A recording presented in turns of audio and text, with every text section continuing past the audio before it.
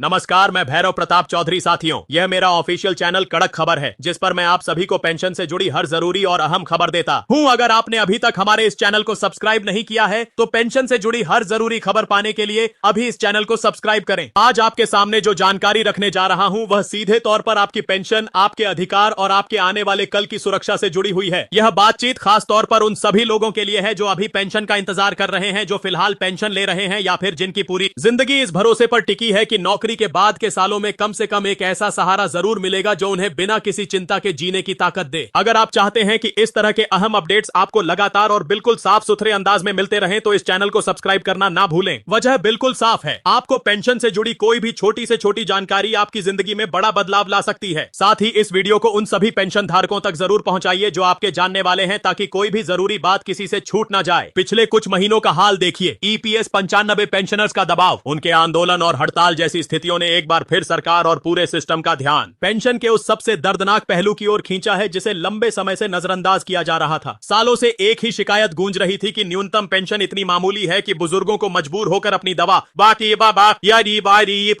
Ration और घर के किराए में से किसी एक को चुनना पड़ता है। यही वजह रही कि यह मांग लगातार मुखर होती गई। देश के कोने कोने से आवाज उठी और हर जगह एक ही पैगाम दिया गया कि अब सिर्फ ढाढ़स बंटवाने और आश्वासन देने का वक्त नहीं है, बल्कि ठोस और पुख्ता समाधान की जरूरत है। इसी पृष्ठभूमि में अब ऐसी रिपोर्ट्स और चर्चाएं जोर पकड़ रही हैं कि पेंशन से जुड़े कुछ नियमों में बड़े बदलाव की तैयारी तेज कर दी गई है और कई मसलों पर राहत के रास्ते निकल सकते हैं। यहां एक बात को बिल्कुल साफ तौर पर समझ लें, यह बेहद जरूरी है। जब तक सरकार की ओर से कोई आधिकारिक आदेश, गजट नोटिफिकेशन या साफ साफ परिपत्र सामने नहीं आ जाता, तब तक किसी भी बदलाव को अंतिम सच मानकर चलना सही नहीं होगा। लेकिन जो संकेत मिल रहे हैं, जिस दिशा में बैठकें हो रही हैं और जो दबाव लगातार बन रहा है, वह यह जरूर बताता है कि यह मामला अब हल्के में नहीं लिया जा रहा। इन चर्चाओं के बीच सबसे ज्यादा जिस मुद्दे पर बात हो रही है, सबसे बड़ा दावा जो किया जा रहा है वह यह है कि ईपीएस 95 पेंशनर्स के लिए कुछ अहम नियमों को आसान बनाने और पेंशन को ज्यादा व्यावहारिक बनाने की दिशा में ठोस कदम उठाए जा सकते हैं। जो बातें सामने रखी जा रही हैं, उनका निचोड़ यह है कि पेंशन का फायदा ज्यादा से ज्यादा लोगों तक पहुंचे, गणना का तरीका ज्यादा इंसाफपूर्ण हो, परिवार की सुरक्षा को और मजबूती मिले, भुगतान की प्रक्रिया को आसान बनाया जाए और सबसे अहम यह है कि न्यूनतम पेंशन का स्तर ऐसा हो जो बुजुर्गों को इज्जत की जिंदगी जीने का हक दे। अगर आप चाहते हैं कि जैसे ही कोई आधिकारिक अपडेट आए उसे बिना किसी भ्रम के और आपके काम की सीधी साधी भाषा में समझाया जाए तो सब्सक्राइब जरूर कर लीजिए। ऐसे मामलों में अफवाहों का बाजार भी खूब गर्म होता है, इसलिए सही अपडेट का समय पर मिलना बेहद जरूरी है। अब बात करते हैं उस पहले बड़े बदलाव की जिसे लेकर सबसे ज्यादा चर्चा है, और वह है न्यूनतम सेवा अवधि से जुड़ा मामला। पुरानी व्यवस्था में यह माना जाता था कि अगर किसी कर्मचारी ने तय समय से कम सेवा दी है तो उसे नियमित पेंशन की जगह सिर्फ अपने फंड का एक हिस्सा या निकासी जैसा कोई लाभ ही मिल पाता है। अब यह मांग लगातार जोर पकड़ रही है कि इस बाध्यता को कम किया जाए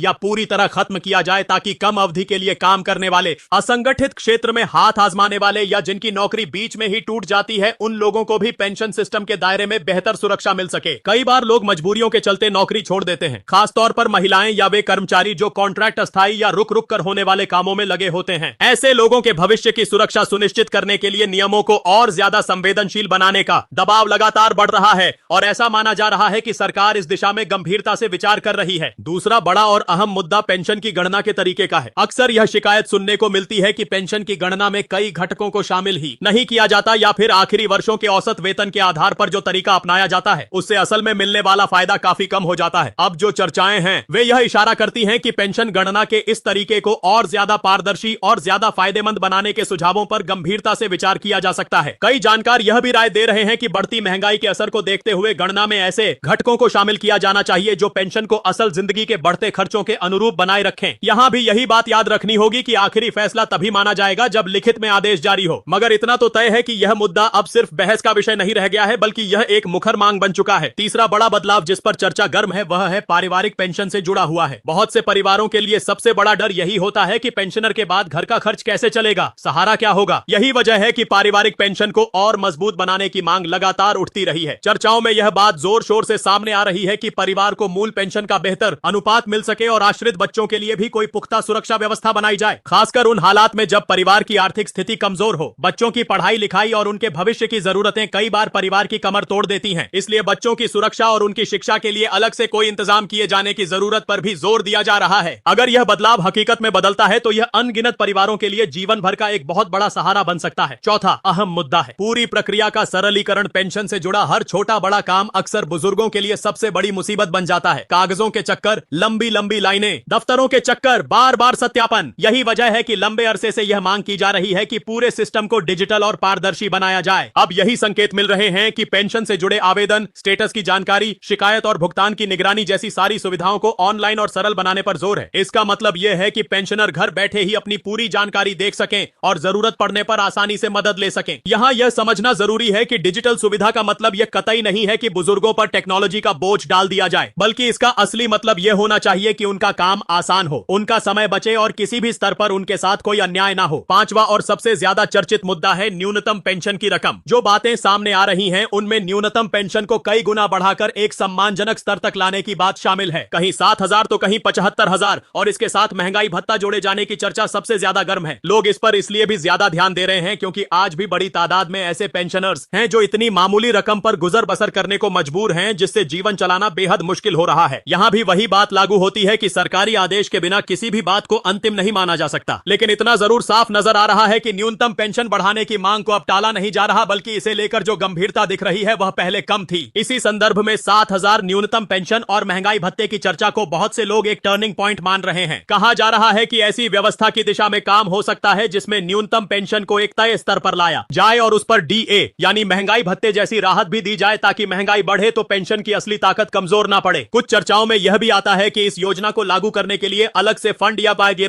या अतिरिक्त वित्तीय इंतजाम पर विचार किया जा सकता है, ताकि भुगतान में किसी तरह की रुकावट ना आए। इसका मतलब यह हुआ कि अगर यह व्यवस्था सच में लागू होती है तो बुजुर्गों के लिए सिर्फ रकम ही नहीं बढ़ेगी, बल्कि उनका आत्मविश्वास भी लौटेगा। दवा, राशन और बिल जैसे जरूरी खर्चों के लिए उन्हें हर महीने कम से कम एक भरोसेमंद आधार जरूर मिलेगा। अगर आप चाहते हैं कि 7,000 और डीए वाली इस बात का सच, उसकी तारीख, पात्रता और लागू होने की पूरी प्रक्रिया जैसे ही साफ हो, आपको तुरंत और सटीक तरीके से समझाई जाए, तो सब्सक्राइब जरूर कर लीजिए। वजह यह है कि इस तरह की खबरों में सबसे ज्यादा भ्रम फैलता है और लोगों के मन में गलत उम्मीदें भी पनपती हैं। सब्सक्राइब रहेंगे तो आपको साफ तस्वीर मिलती रहेगी। अब ईपीएफओ की पेंशन स्कीम से जुड़े एक और बड़े नियम पर बात करते हैं, जिसे लोग अक्सर 36 महीने के नियम के नाम से जानते हैं। लंबे समय से यह शिकायत रही है कि अगर किसी ने लगातार तय अवधि तक सेवा नहीं दी तो उसे पेंशन का लाभ नहीं मिल पाता और वह इस सिस्टम से बाहर हो जाता है। लेकिन अब राहत की जो खबरें हैं उनमें यह बात सामने आ रही है कि ऐसे नियमों को आसान बनाया जा सकता है, ताकि थोड़े समय के लिए नौकरी करने वाले लोग भी इस सिस्टम में बने रहे और उनके योगदान का फायदा उन्हें भविष्य में सुरक्षा के रूप में मिल सके। असंगठित और अर्धसंगठित क्षेत्र में काम करने वाले लाखों करोड़ों लोग जिनकी नौकरी बदलती है, उनके लिए यह बदलाव बहुत बड़ा साबित हो सकता है। महिलाएं जो शादी या तारीदी, गर्भावस्था, बच्चों की देखभाल या पारिवारिक जिम्मेदारियों के चलते बीच में नौकरी छोड़ देती हैं, उनके लिए भी यह सुरक्षा का एक मजबूत रास्ता बन सकता है। इन तमाम बदलावों का असल जिंदगी पर क्या असर होगा, यह समझना बेहद जरूरी है। सबसे पहले तो न्यूनतम पेंशन बढ़ने से बुजुर्गों को सीधा फायदा मिलेगा। एक तय रकम हर महीने आएगी तो घर का बुनियादी खर्च आसानी से चल जाएगा। दूसरी बात, अगर महंगाई भत्ता या उससे जुड़ा कोई प्रावधान पेंशन में जुड़ता है तो बढ़ती महंगाई से सुरक्षा मिलेगी। तीसरी और सबसे अहम बात, पारिवारिक पेंशन के मजबूत होने से पूरे परिवार की सुरक्षा बढ़ेगी और पेंशनर के बाद भी घर के लोग बिल्कुल असहाय महसूस नहीं करेंगे। चौथी बात, डिजिटल प्रक्रिया से बुजुर्गों को दफ्तरों के चक्कर कम लगाने पड़ेंगे और पारदर्शिता बढ़ेगी। और पांचवी बात, स्वास्थ्य बीमा या किफायती इलाज जैसी चर्चा भी इसलिए जरूरी है क्योंकि बुजुर्गों का सबसे बड़ा खर्च अक्सर इलाज पर ही होता है। फिलहाल यह चर्चा ज्यादा संभावनाओं और विचारों के स्तर पर है, लेकिन अगर ऐसी कोई व्यवस्था बनती है तो यह असली राहत बन सकती है। अब बात करते हैं उस मुद्दे की जो वर्षों से सबसे ज्यादा बहस का विषय बना हुआ है, पुरानी पेंशन योजना यानी ओपीएस। लंबे समय से कर्मचारी संगठनों का एक बड़ा तबका यह कहता रहा है कि ओपीएस जैसी गारंटेड पेंशन व्यवस्था से ही असल और पक्की सुरक्षा मिलती है, जबकि नई पेंशन व्यवस्था में बाजार की उठापटक से जुड़ी एक अनिश्चितता बनी रहती है। एनपीएस में कर्मचारी को अपनी तनख्वाह से एक हिस्सा योगदान के तौर पर देना होता है। सरकार भी उतना ही योगदान देती है, लेकिन यह पैसा बाजार में निवेश होता है और उस पर मिलने वाला रिटर्न पूरी तरह बाजार के उतार चढ़ाव पर निर्भर करता है।